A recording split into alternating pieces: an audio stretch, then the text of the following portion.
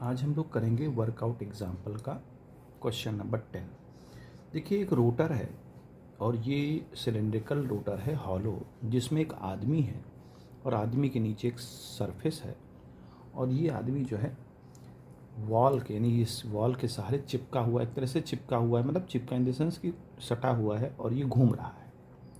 कहता है at a particular speed of the rotor, यानी रोटर एक पर्टिकुलर स्पीड बना रहा है जिसमें floor below the person remove, ये फ्लोर रिमूव कर दिया जाता है। मान लीजिए, एज्यूम कर लीजिए, ठीक है, floor below the person remove and person Hanks resting against wall, और पर्सन क्या हो जाता है, हैंग हो जाएगा। जाहिर सी बात है, जब इसके नीचे का सरफेस हटा दिया जाए तो ये हैंग कर जाएगा, लेकिन हैंग करते करते ये रोटेट करे।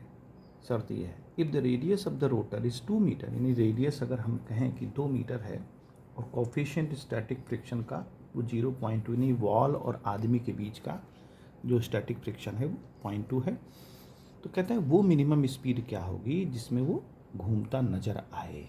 तो देखिए, सबसे पहले अगर नहीं घूम रहा होगा तो इसका वेट नीचे काम करेगा। हम इसको पर्सन को अलग से बना लेते हैं, ये एक सरफेस बना लेते हैं वॉल का, और यहाँ पर ये पर्सन है, ठीक है, ये पर्सन है, ये पर्सन है, ठीक।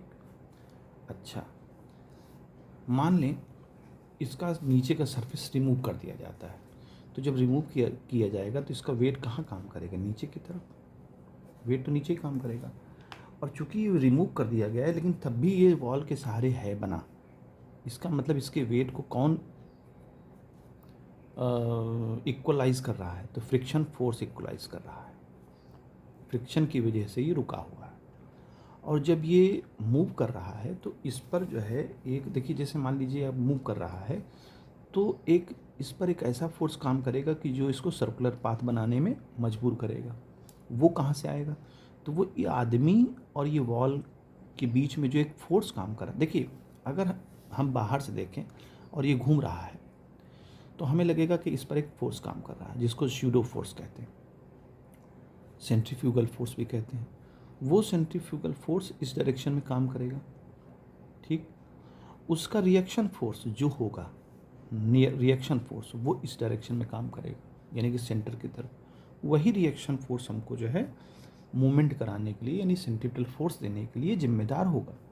तो हम ये कह सकते हैं कि वो जो ये रिएक्शन फोर्स हमें मिल रहा है, वो रिएक्शन फोर्स हमें mr ओमेगा स्क्वायर देगा। r उस पाथ का रेडियस है, ठीक, और ओमेगा उसकी फ्रीक्वेंसी है, एंगुलर वेलोसिटी है। अच्छा, अब जो यहाँ पर ये इसको अगर हम चेंज करें वेलोसिटी में तो ये आ जाएगा mv²/r, ठीक है, ये नॉर्मल रिएक्शन फोर्स mv²/r आ जाएगा। अब ये जो फ्रिक्शन फोर्स है वो फ्रिक्शन फोर्स किसके इक्वल होगा, मास इंटू ग्रेविटी के, वही उसको इक्वलाइज कर रहा है। और फ्रिक्शन कितना होता है, फ्रिक्शन होता है mu into reaction force, mu S into reaction force. Reaction force हमने एन माना है। अब यहाँ पर हम क्या लिख लें, एन की वैल्यू पुट कर लें, तो एन की वैल्यू हमारे पास क्या दी गई है, mv²/r।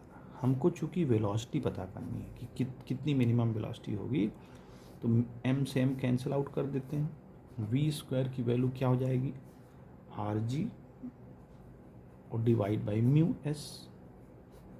अब यहाँ r की वैल्यू कितनी है 2, g की वैल्यू है 10 और म्यू एस की वैल्यू 0.2, तो ये हटाएंगे तो 0 बढ़ जाएगा, 2 से 2 कैंसिल हो जाएगा, यानी कि v² की वैल्यू 100 आ जाएगी, तो v की वैल्यू क्या आ जाएगी 10 मीटर पर सेकेंड, यानी 10 मीटर पर सेकेंड का अगर स्पीड से चलेगा तो नीचे का सरफेस अगर नहीं भी होगा तो ये आसानी से जो है वो रोटर के साथ मूव करता नज़र आएगा। तो इस तरह से इस क्वेश्चन को सॉल्व